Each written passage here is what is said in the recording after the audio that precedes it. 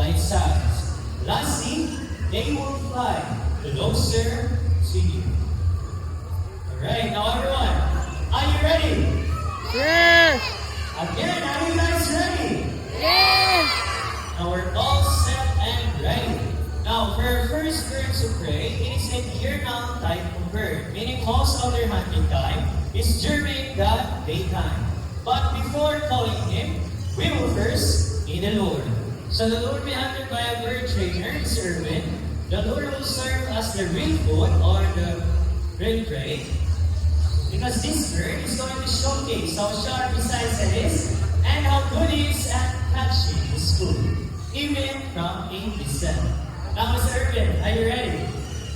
Now we're all set and ready. Now, ladies and gentlemen, keep your eyes alert for our Philippine Hawk Eagle named Hunter.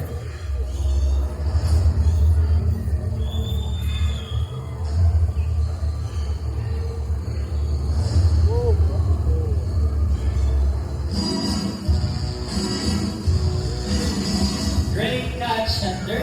Now, Philippine Hawk Eagle typically hunts from a perch, patiently waiting at the right moment to swoop down its prey.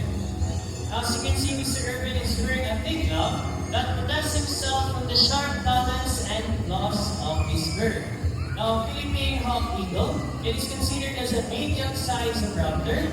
This bird can grow up to 65 to 70 centimeters in length, with a wingspan of 105 to 125 centimeters. So our round of applause to our Philippine Hawk Eagle named Hunter. Thank you so much, Mr. Erwin.